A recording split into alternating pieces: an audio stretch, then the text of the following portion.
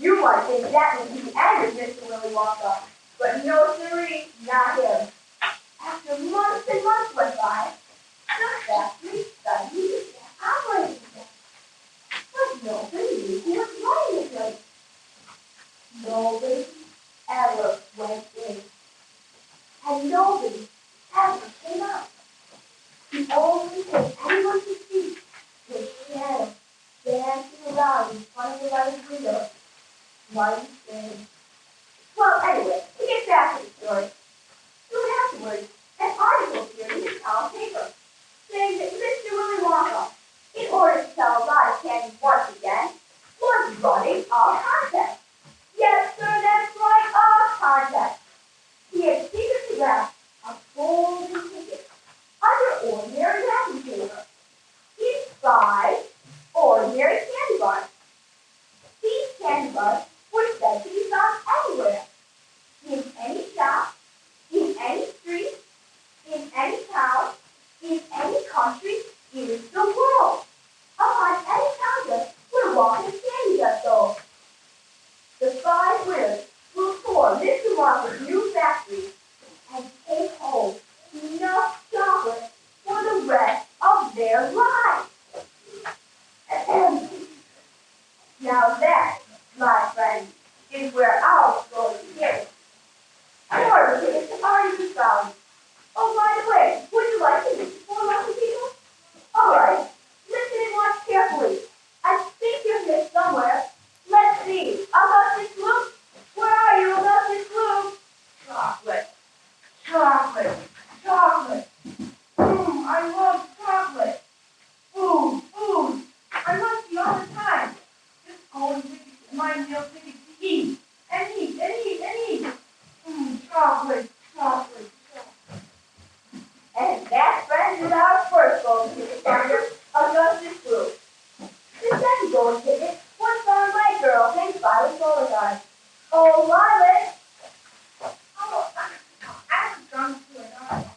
When I heard about these tickets from all this water, I laid off the drunk and switched to candy bars, no distraction at lunch.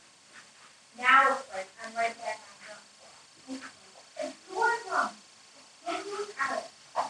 Here, all day long. Just first few minutes at the end of it, pick it out. Stick it behind my chair because they keep it. How do you be honest with you? I simply wouldn't feel comfortable if I didn't have that underlying assumption on every moment of the day. My mother says it's ugly and not really like the little stuff that up and down my auntie all the time. But I don't agree. And who's she to criticize anyway? Because if you ask me, I say that her daughter goes up and down all the time, and mine are all yelled at me every minute of the day. Now, the main thing to know that this is some unpaid on both of these women is what I was able to for a $2 That's correct, Dad. It's something that they have by my best friend, this Cornelia Simpson. I was scared of it. So look, something suggested now.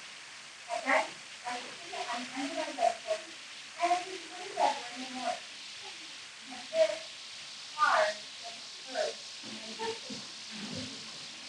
What a lucky girl! Isn't she wonderful? Now, the third golden ticket was found by another lucky girl. Her name is Veruca Stahl. Is Veruca here now? Yes? Where is it?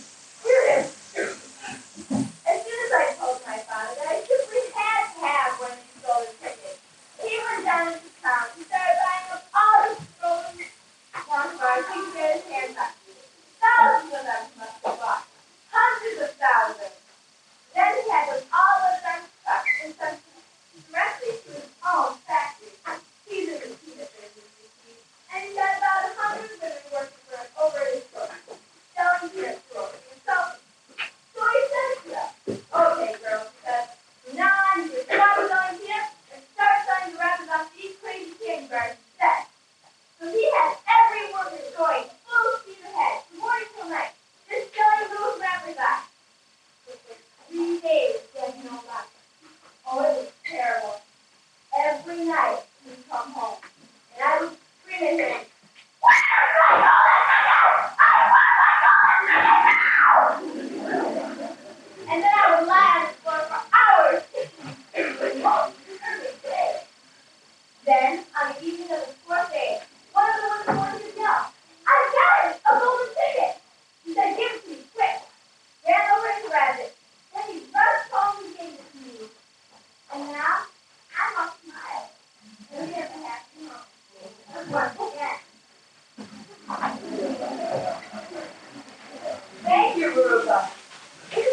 lovely girl.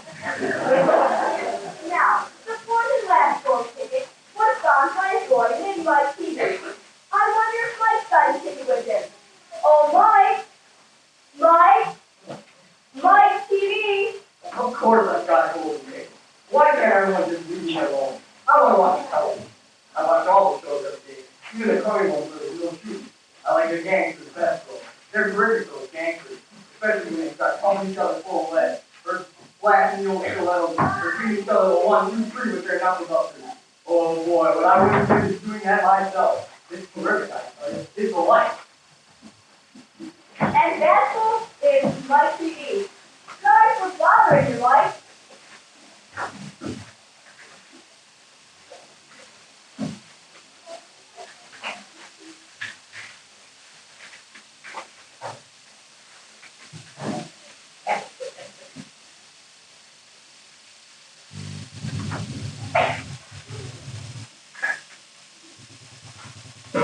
And the hero of our story, Charlie Bucket and his friends.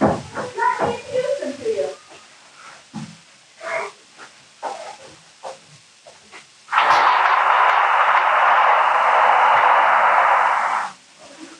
This is the home of Charlie Bucket.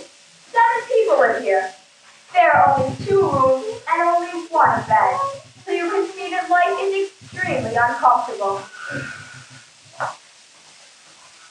These 2 very old people are the father and mother of Mr. Bucket. Their names are Grandpa Joe and Grandma Josephine. And these 2 very old people are the father and mother of Mrs. Bucket. Their names are Grandpa George and Grandma Georgina. The bed was given to the 4 old grandparents because they were so old and tired. And of course, they're all over 90 years old. This is Mr. Bucket. That is Mrs. Bucket. They and little Charlie Bucket lived in the other room upon mattresses on the floor. As you know, this can be very cold in the wintertime. But they can't buy a better house because they don't have any money and there aren't any better jobs. Mr. Bucket is the only one who can work. And well, he lost his job a few weeks ago. Yes, it's very sad. But you see, the toothpaste factory had to close down. Without Mr. Willie Rose's factory open, nobody got any cavities anymore. And they didn't buy any toothpaste. And well, you know how it goes. Oh wait, gee, I almost forgot. This is the hero of our story, Charlie Bucket. Charlie's a nice boy, although he's been starving lately. In fact, the whole family has. I'm worried about Charlie though. Did you know that he's so weak from not eating that he walks slowly instead of running like the other kids so he can save his energy? Well, I've said far too much already. Let's see what the Bucket family's doing now. I'll see you later.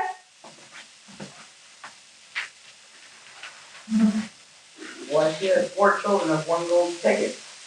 I wonder who the lucky 5th person will be. I hope it's no one like that repulsive fruit boy. Or as spoiled as that Brookfield salt girl. Or as easy fellow popping violent Beauregard. For living such a useless life as that TV boy. Makes you wonder if all children behave like this nowadays. Like these brats we've been hearing about. Of course not. Some do, of course. In fact, quite a lot of them do. But not all. Now there's only 1 ticket left. I bet I know somebody who'd like to find that golden ticket. How about it, Charlie? You love chocolate more than anyone I ever saw. Yes, I sure would, Grandpa Joe. You know, it just makes me faint every day as I have to pass Mr. Wonka's chocolate factory every day as I go to school. The smell of that wonderful chocolate makes me so dreamy. I often fall asleep and bump into Mr. Wonka's scent. But I guess I should realize dreams don't come true. Just imagine, me imagining I could win a 6 golden ticket. Why, it's pure imagination. Well, my boy, it may be pure imagination.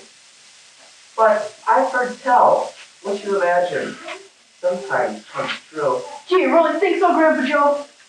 Gee, I wonder. Charlie won that 6 golden ticket. You mean with that 10 cents we gave him for his birthday? Yes, the one we gave him to buy the one piece of candy he gets every year.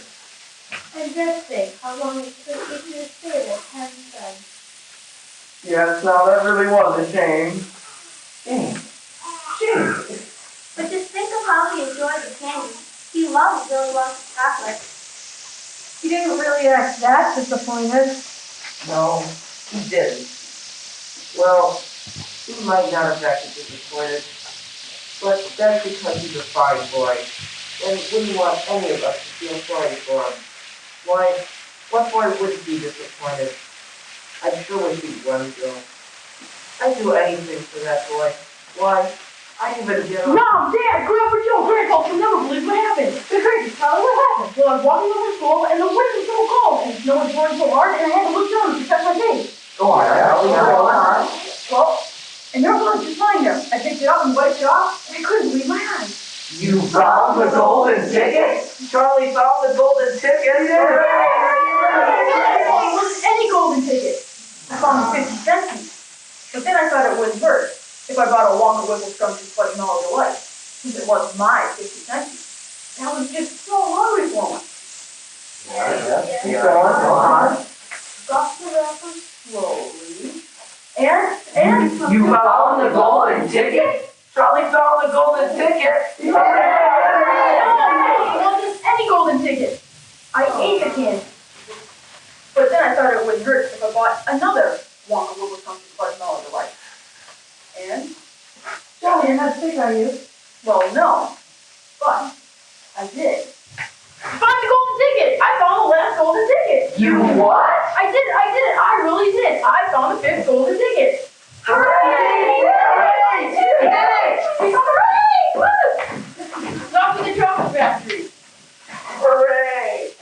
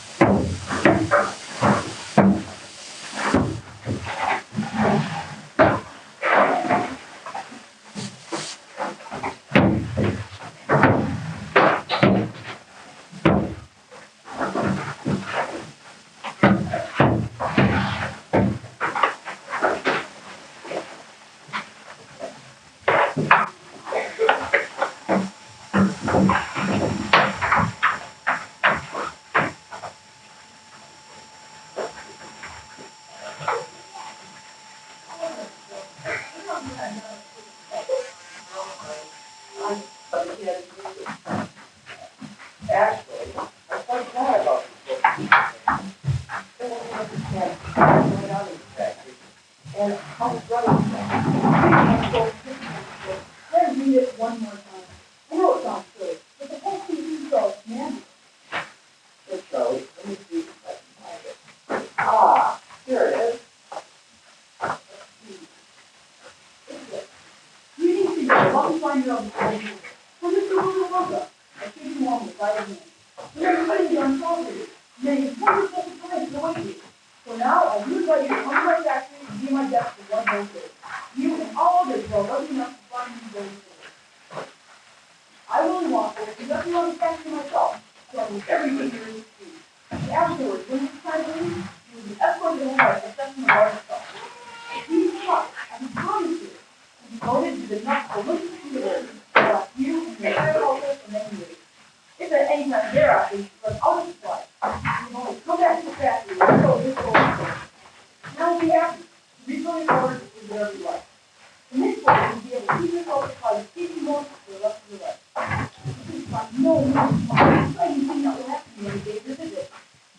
and more surprising, that are more marvelous, and more fantastic, for you and for all my beloved ticket surprises that will intrigue, delight, entrance, astonish, and perplex you beyond measure. And what are the dreams you cannot imagine of things unhappy to you? And now, here are your instructions. The advantage of the visit is the first day in the month of February. It is on this day and on no other. Come to the factory gate at 10 o'clock sharp in the morning. Don't be late. And bring with you either one or two members of your own family to make sure you don't get in trouble. Oh yeah, and one more thing. Be sure to have this golden ticket with you. Otherwise, you'll not be admitted. Signed, Willie Wong. And today is the 1st of February. And we're already here. And look, everybody else is arriving together.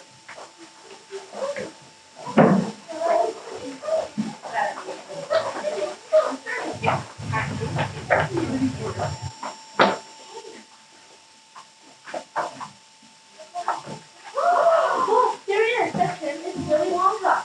Welcome, welcome, welcome. Hello, everyone.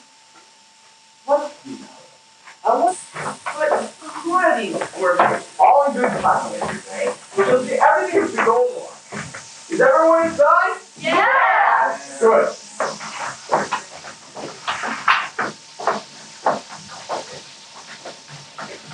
Well, hour or so. When are we gonna eat? I'm hungry. I want to eat now. Do you all hear me? Now. Did you notice that we've been going downward for the lunchtime, Grandpa Joe? Yes, Charlie. I think I heard Mr. Walker say that we were going underground. And there must be important rooms in this factory that deep down below the surface. I wonder why. Well, I think he said that there wouldn't be nearly enough room for them up on top of the surface. And that the roofs we are going to see are supposed to be enormous. Some are supposed to be larger than football fields. Here we go, everyone. This is the chocolate room. This is the nerve center. My whole factory is the heart of my whole operation. All I see is an old river over there. Where's the food? I'm hungry. And just look at those enormous pipes over there. There must be 10 or 11 of them. I wonder what they're for. Mr. Wonka, what's wrong with your river? It's all brown and muddy looking. Nothing wrong with it, my dear boy. It's all chocolate. Every drop of that river is pure melted chocolate of the finest quality. The very finest quality. There's enough chocolate in that river to fill every bathtub in the whole country. And all the swimming pools as well. Isn't it terrific? And just look at my pipe. They suck up all the chocolate and carry it away to all the other rooms in the factory where it is needed. Thousands of gallons an hour, my dear children. Thousands and thousands of gallons. Oh, wow, look over there. Behind those pipes. Something's moving. It's rocking. Look. It's a little person. Behind those pipes. Look over there. Right, Grandpa. It is a little man. Can you see him? Yes, Charlie. I see him. There's 2 of them. My gosh. So there is. There's more than 2. There's 4 or 5. What are they doing? Where do they come from? Who are they? Aren't they fantastic? They're no higher than my knees. And look at their funny hair. They can't be real people. Nonsense! Of course they're real people. They are some of my workers. There are no people as small as that. No people in the world as small as that. Then let me tell you something. There are more than 3,000 in my factory. They are Oompa Loompas. Oompa Loompas. What do you mean? Imported direct from Loompa Land. And oh, what a terrible country it is. Nothing but thick jungle. That's about the most dangerous beast in the world. Hornfly. And Snozwing. And those terrible, wicked wings. Why are wings, these tender little Loompas who come galloping back for a second.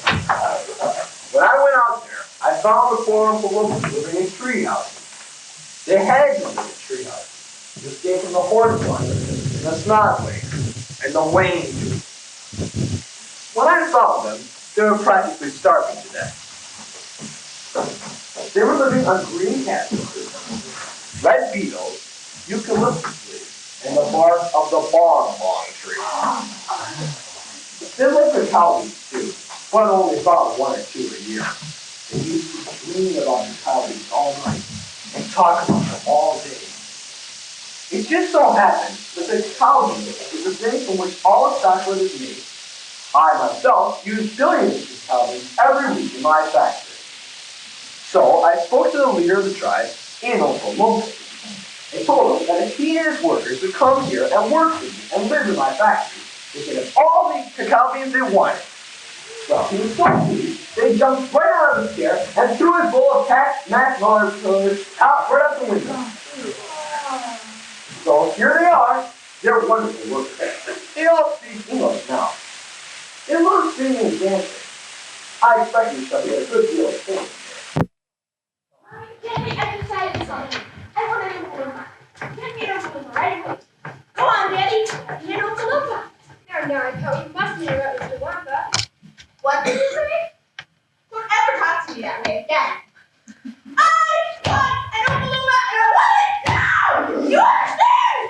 No, sweetie. This vacation, Daddy will get you an appointment just as soon as he possibly can. Wait. Augustus, sweetheart, I don't think you better do that. No, please, Gus, please. I beg you not to do that. My chocolate must be untouched by human hand. Augustus, did you hear what the man said? Come away from the river at once. This stuff is great. I need a bucket to drink it properly. You must come away from the river at once. You're dirtying my chocolate. Augustus, you'll be getting that nasty cold here to about 1 million people all over. Be careful, Augustus, we're leading too far. Save it! Don't just stand there and do something. There we go.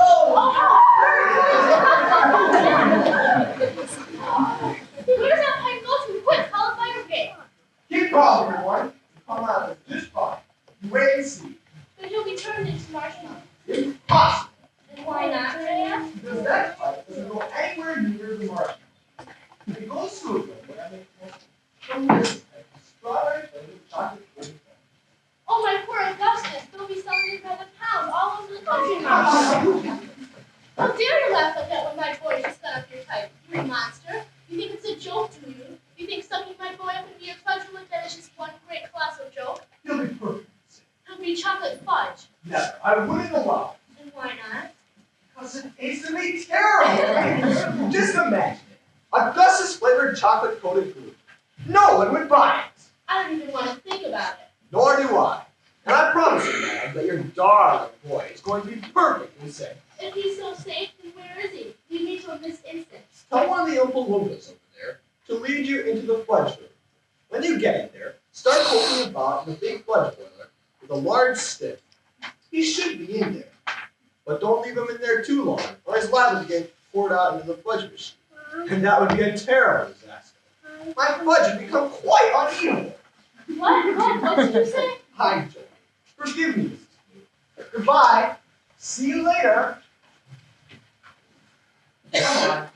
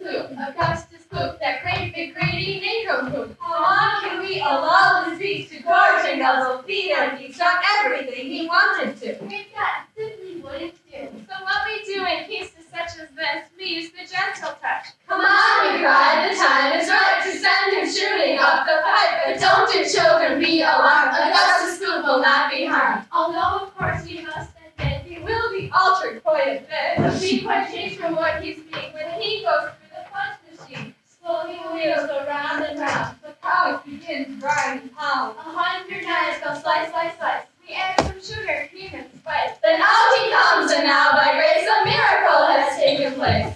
Boy, who only just before was loved by men from shore to shore. This greedy fruit, this lotus ear, is loved by people everywhere. For who can hate or bear a grudge against a luscious bit of fudge? Well,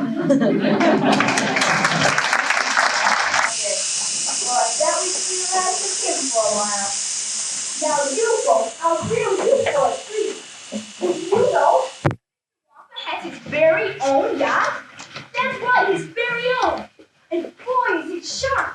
It's bright red and has about 10 balloons inside, pulling all of the oars.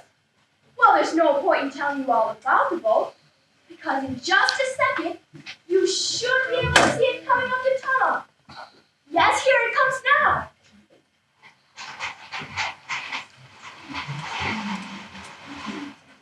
It sure is dark in here. How can these double lookers see where they're going? There's no knowing where they're going. There's no earthly way of knowing the direction they are going.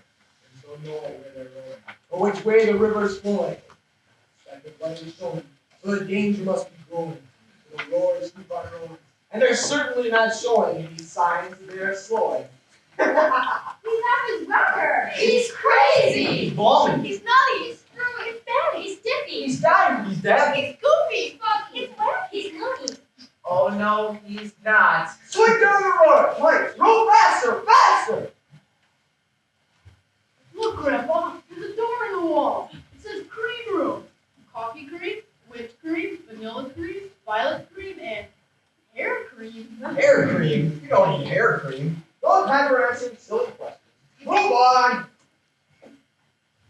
Look, whip room. What on earth do you use whips for? Oh, whipping cream, of course. Whipped cream isn't whipped cream at all unless it's been whipped with whips. This is a poached egg. Isn't a poached egg unless it's been stolen from the woods in a dead of night. Go on. Bean room. Cow beans, jelly beans, coffee beans, and hand beans. Hey, beans. You're one yourself. Press on, press on. Stop the boat! We're there. We're where? Up there. What's up there? You'll see.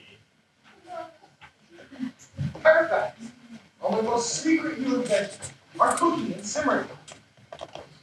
Old Brookfield would give us front teeth just relying for 3 names. Soy product and slug, and all the other rotten stuff. But now, listen to me. I want no messing about. No touching, no messing about, and no tasting. Is that agreed? Oh, yes, yeah. Everlasting Gobstopper. They're completely new. I'm inventing them for children who are given very little pocket money. You take an everlasting Gobstopper, put it in your mouth, you can suck it, suck it, suck it, suck it, and suck it, and it'll never get any smaller. It's like gum. It is not like gum. Some is for chewing, and if you try to chew one of these Gobstoppers here, you'd break your teeth off. But they taste terrific, and they change color once a week. Now that machine over there makes beer fun. I haven't got it quite right. And when I do, there won't be any excuses for little boys and girls going about with bald heads. But Mr. Wonka, little boys and girls, Don't argue, my dear child. Please don't argue. Now then, over here, if you all step this way, is something which I perfectly found. Or do you? Step back. Now then, here we go.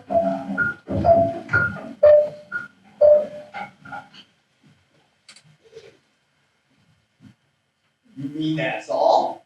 That's all? Don't you know what it is? I'm gum. It's a stick of chewing gum. Right you are.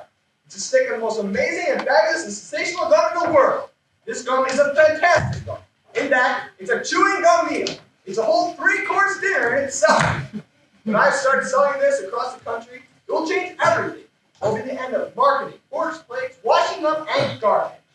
This particular stick of gum, which I've just invented, happens to be tomato soup, roast beef, and blue red pie. We can almost anything you want. What do you mean by that? If you were to exercise chewing it, you taste all those things. And it fills you up. It satisfies you. It's terrific. Utterly impossible. Just so long as you go and I can do it. That's for me. Come on, Mr. Wonka. Hand over this magic going and we'll see if it really works. No, Violet, let's not do anything silly. I want to get going. What's so silly? I'd rather you didn't take it. You see, I haven't got it quite right yet. There's still one or two things. Oh, the heck with that. Don't! That is fabulous. Spit it out! Spit it out! Keep doing, baby. Keep right on chewing, kiddo. This is a great day for the Beauregard. Our little girl is the first girl in the world to have a chewing gum meal. No, not now. It isn't ready. It isn't right. You mustn't do it. Good heavens, girl. What is happening to your nose? It's turning blue. Quick, quiet, let me finish. Your cheeks, your chin, your whole face is turning blue. Mercy save us. The girl's going blue and purple all over. Violet, you're turning violet, Violet. What is happening to you? Your whole face is glowing. The whole room is glowing. I told you I hadn't got it quite right yet. It always goes wrong when it comes to dessert. It's the blue pie that does it. Violet, you're swelling up. I feel most peculiar. You're blowing up like a balloon. Like a blueberry. Quicker with the pin. It always goes wrong like this. All the other fools are trying to finish up this blueberry. It's most annoying. I just can't understand. But I don't want a blueberry as a daughter. Put her back this instant. Tell the Oompa Loompas over there to roll Miss Beauregard into the juicing room at once. The juicy in 1/4. Why do you squeeze her? We must squeeze the juice out of her immediately. After that, we'll just have to wait and see how she comes out. Oh, I am sorry about this all. I really am, Mrs. Beauregard. Mr. Wonka, Violet never gets even. Well, she'll come out of the juicing machine as thin as a whistle, and she'll be purple. Purple from head to toe. But there you go. That's what comes from chewing disgusting gum all day long. If it's so disgusting, then why do you make it in your factory? I can't hear a word you're saying. Come on. Off we go. Follow me.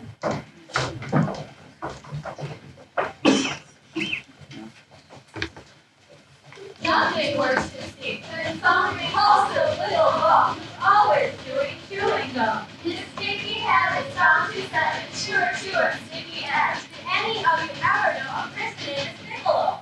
This dreadful woman saw no rhyme in chewing all day long. And when she could not find her gum, she chewed up the linoleum. Or anything that happened near a pair of boots, the postman's ear. Or other people's underclothes, and once she chewed her boyfriend's nose. For years and years she chewed away, consuming 50 packs a day, until one summer's evil last a horrid business came to pass. Miss Bigelow went late to bed, For half an hour she lay and read. and then she put her gum away, Upon a special little trick. and settled back and went to sleep. She manages by counting sheep. But now how strange, although she slept, those massive jaws of hers still kept on chewing through the night. She knew nothing there to bite. Sleeping woman's great big trap, opening, shutting, snap, faster, top, the noise so hot it wouldn't stop. Until at last her jaws decided to pause and open extra wide. And with the most tremendous chew, they fit the lady's tongue into. And that is why we'll try so hard to save this Violet Beauregard from suffering an equal fate. She's still like young, not too late. Provided she survives the cure, we hope she does. Can't be sure.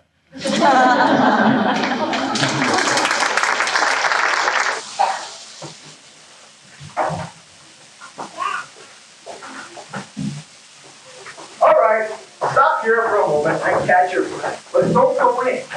Whatever you do, don't go into the nut room. If you go in, you'll disturb the miniature squirrel. Look, Grandpa, look! Wow, double squirrel! Look! Oh, over by that pile of nuts. There must be 100 of them. These squirrels are special trained for getting the nuts out of walnuts. Why use squirrels? Why not use Oompa Loompas? Because no one can get the nuts out of walnuts except for squirrels. See, I use only whole walnuts in my factory. So I employ squirrels to do the job. And see how they first tap each night to see if it's a bad night. If it's a bad night, then it makes a hole on it, and they don't bother to open it. They simply throw it down the garbage chute. Daddy, I can say I want a squirrel. Give me a squirrel right now. Don't be silly, Brookie, sweetheart. All those squirrels belong to Mr. Wonka. I don't care about that. I want a squirrel now! Oh, I've got a home! It's two cats, and four dogs, and six bunny rabbits, and three turkeys, and two canaries, and a green parrot, and a bull dolphin, and a kitten fried mice, and a old hamster! I want a squirrel! All right, Veruca, my pet.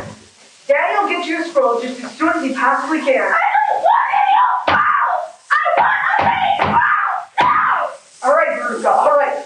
Wonka, how much you want for one of those crazy squirrels? Name your price. They're not for sale. She can't have one. Oh, God, I can't! I'm going in there this minute to get me one! Don't! All right, I'll have you! No, they've all sold them. All sold. Me! 25 have a right.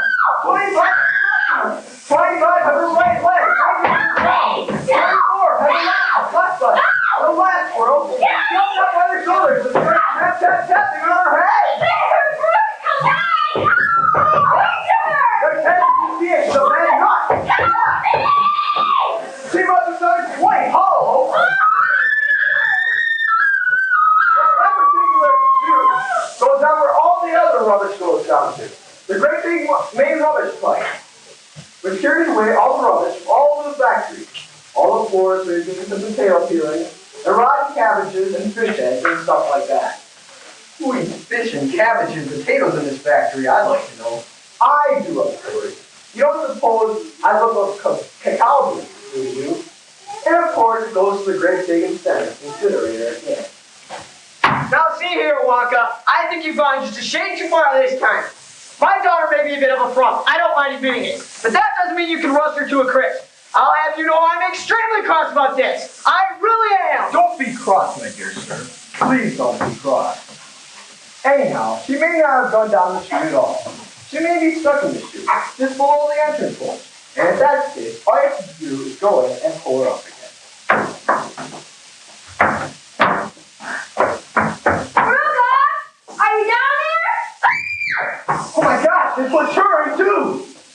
Good gracious, what a lot of rubbish there's going to be today. Which is like down my Angina. What on earth is going to happen to them now? Well, I suppose someone will catch them at the other end. But what about the great fiery incinerator? Oh, that! They only light it every other day. Perhaps this is one of the days they let it go out. You never know, they might be lucky. Anyhow, I've never seen anything like it. The children are disappearing like rabbits. All right, shall we move on? My feet are getting tired. I want to watch television. If you're tired, then we better take the elevator. It's just down the hall. Come on, follow me.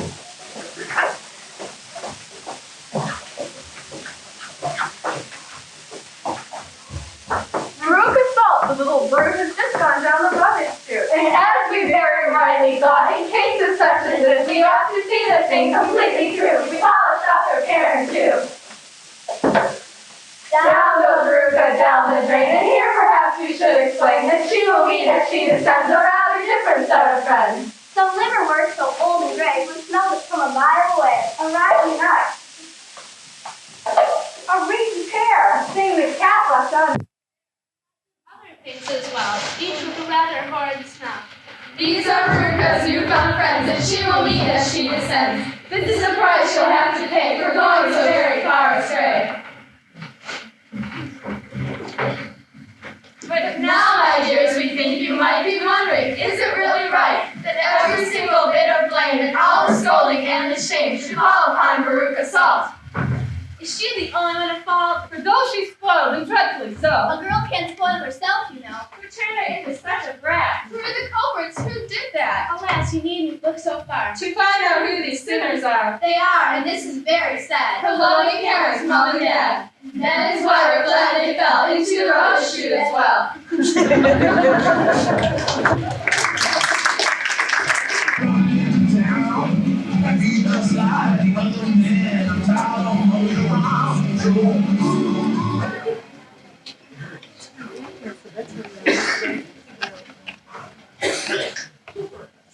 This isn't just an ordinary up and down.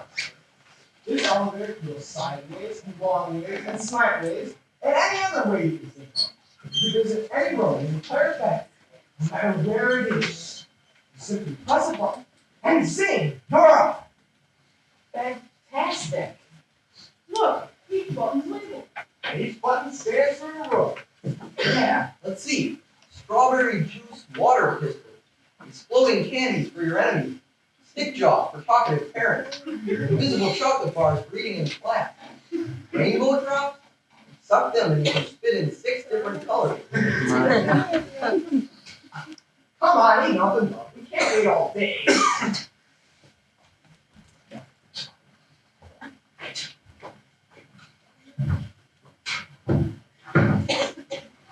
there a television room in all this lot? Sure, right here. Whoopee, that's for me. Hang on, everybody. Here we go. I'm going to be sick. Please. Try and stop me. Thank you, better take.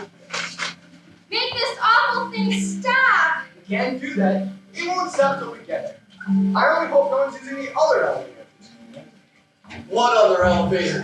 The one that goes the opposite way, on the same track as this one. Oh, we might have a collision? I've always been lucky so far. Now I am going to be sick. No, not now. We're nearly there. Don't spoil my hat. Some ride. Never again. Hold on, everybody. Before we go into this television chocolate, I want to warn you. There's dangerous stuff involved here, and you must not tamper. Okay, everybody? Yeah.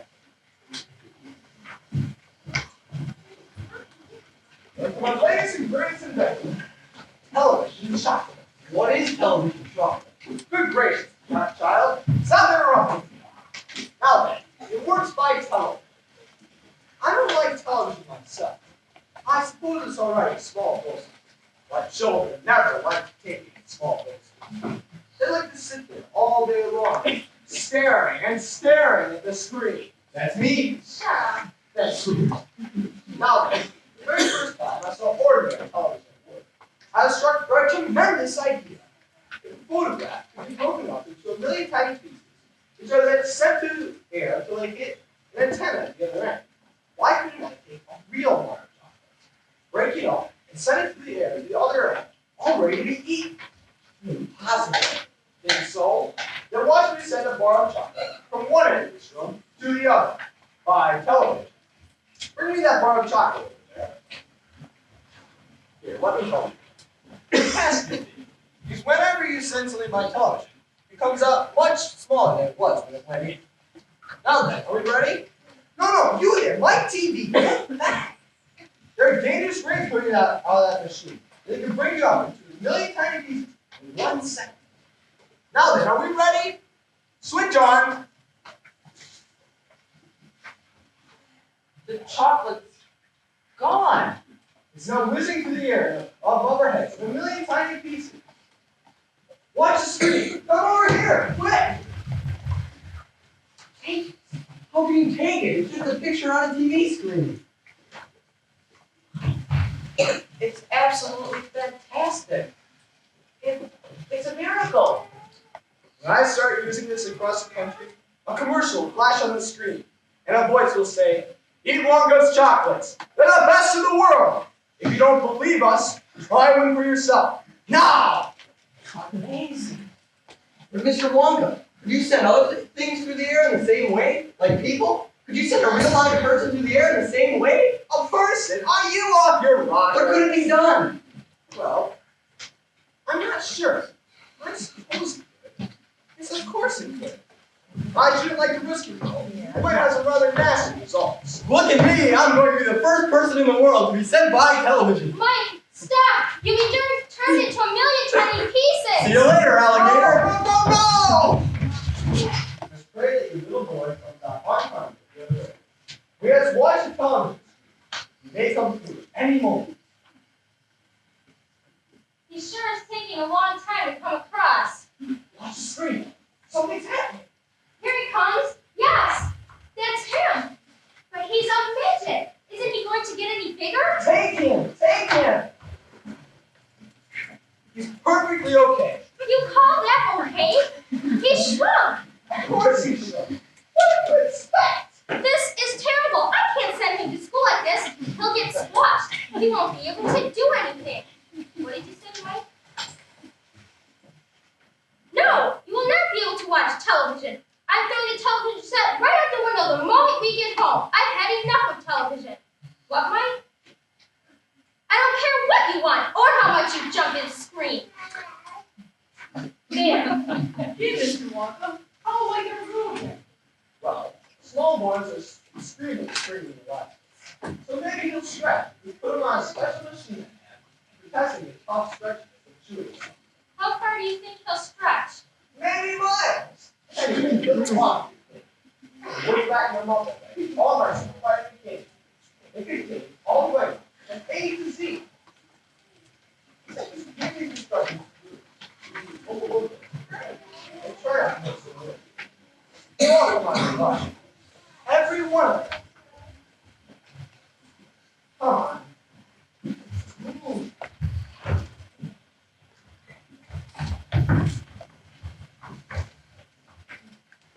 The most important thing we've learned so far as children are concerned is never, never, never let them near your television set. They loll and slop and lounge about and stare until their eyes pop out.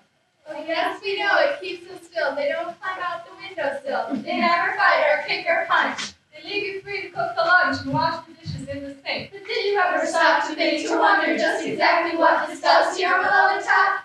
It robs senses in the head. It kills imagination's edge. His brain becomes as soft as cheese. His powers of thinking rust and He freeze. cannot think, he only sees. All right, you'll cry. All right, You'll say. But if we take the set away, what shall we do to entertain our darling children? Please explain. We'll answer this by asking you what use the darling wants to do. Hey, Use. To read. They read and read and read and read and never cease to read more. Great stuff.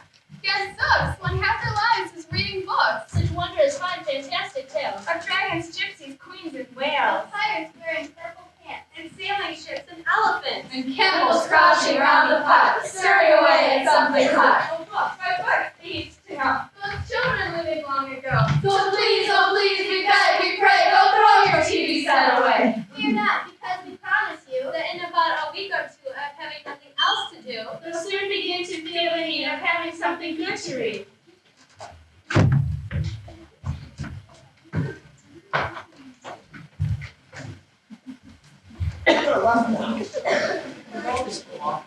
I guess there's only Charlie left now. You're the only one left. Why? Yes. Oh, I do congratulate you, Charlie. I really do. I'm absolutely delighted. Oh, it couldn't be better. Oh, how wonderful this all is. I had a hunch, you know, right from the beginning that it was going to be you. Well done, Charlie. Well done. Oh, wait, what's he doing? He mustn't tell you. We have an enormous number of things to do before the day is out. Just think of the arrangements that have to be made. Wait, Mr. Wonka. I'm afraid I don't understand any of it. What are you talking about? Do forgive me. I tend to get carried away at times. I almost forgot you didn't know. No, God. Well, you know, Charlie, I love my chocolate factory. Do you love my chocolate factory? Think carefully. It is very important how you treat it. Well, Mr. Wonka, all that I can say is I've never spent a more fantastic day anywhere in my whole life.